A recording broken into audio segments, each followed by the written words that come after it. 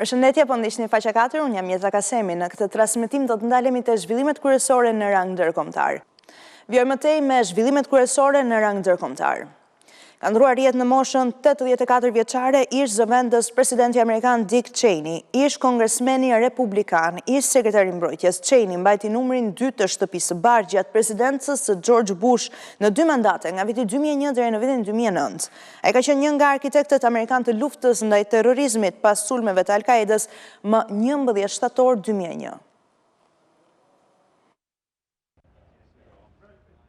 Dick Cheney ish zëvendës presidenti amerikan për gjatë mandatit të George Bush dhe i njohur si arkitekti i luftës së Irakut në vitin 2003, ka ndëruar jetë në moshën 84 vjeçare. Familja e tij njoftoi se zëvendës presidenti ndëroi jetë si pasojë e komplikimeve shëndetësore të pneumonisë dhe sëmundjeve kardiovaskulare. Republikani ish kongresmeni i Wyoming dhe ish sekretari mbrojtjes u bë zëvendës presidenti i Shtetet Bashkuara të Amerikës në vitin 2000 pas fitores nga George Bush të zgjedhjeve presidenciale. Ai shërbeu nga viti 2001 deri në vitin 2009 në këtë duke luftuar për të zgjeruar kompetencat e presidencës, mes shqetësimit se këto kompetenca ishin të kurrur nga skandali Watergate që kishte larguar ish presidentin Richard Nixon nga zyra ovale.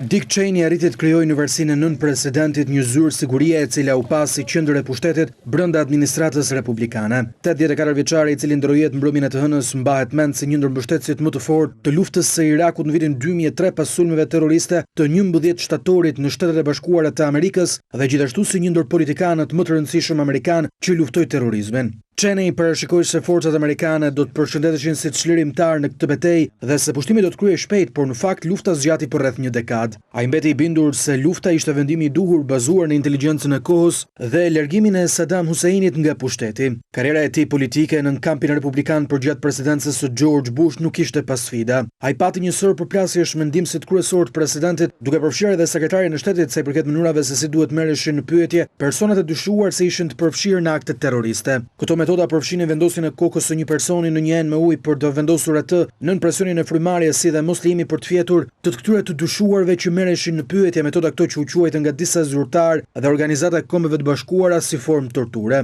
Dick Cheney vuajti gjatë gjithë jetës së tij nga problemet e zemrës duke pësuar sulmin e parë në moshën 37 vjeçare dhe duke kryer një transplant zemre në vitin 2012.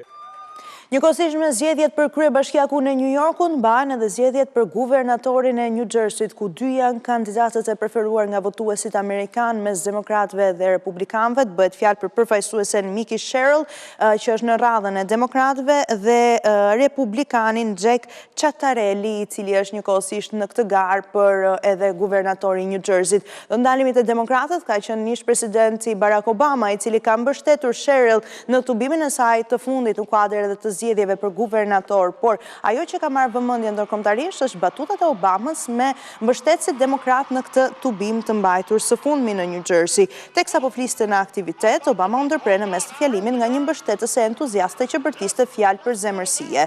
Në këtë moment, Obama përgjigjet: "Të dua, por prit pak, të dëgjova vajzë, thjesht qetësohu, jam këtu për të folur me të gjithë, jo vetëm me ty", duke shkaktuar të qeshura dhe brohoritje nga publik. E më pas dëgjohet Obama teksa thot me humor: "Dua them dukesh shumë e bukur, je shumë e lezetshme, por unë jam i martuar dhe Michelle është shumë e lezetshme."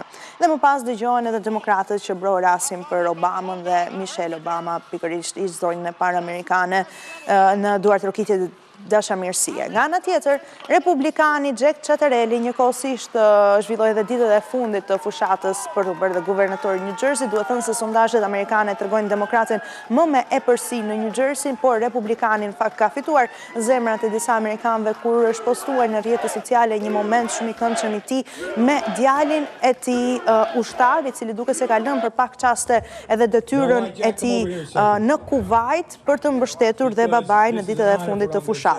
Jack Ciattarelli surprizohet kështu nga djali i tij një ditë para zgjedhjeve. Jake është oficer i ushtrisë i stacionuar në Kuvajt.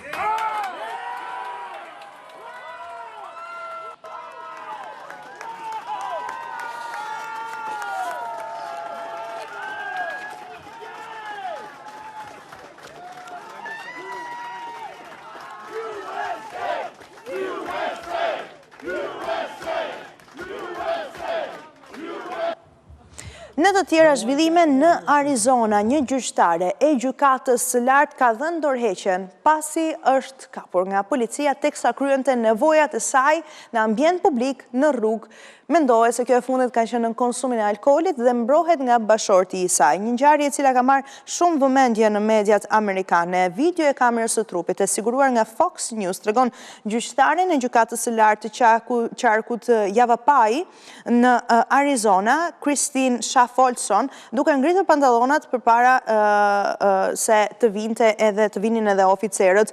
Kjo e fundit është identifikuar pasi është pyetur nga oficerët, ka qenë bashorti i saj Johnson Olson, i cili ka bërë edhe rezistencë dhe ka refuzuar më pas edhe urdhrin e oficerëve të cilët e kanë akuzuar atë për rezistencë ndaj arrestimit, për shkak se është në fakt e jashtëligjshme të urinosh apo të kryesh edhe nevojat personale në ambiente publike. Disa ditë më vonë, gjyqtarja e qarkut konfirmoi se Schaff-Olson kishte paraqitur dorëheqjen e saj, e cila ka hyrë në fuqi më 31 tetor.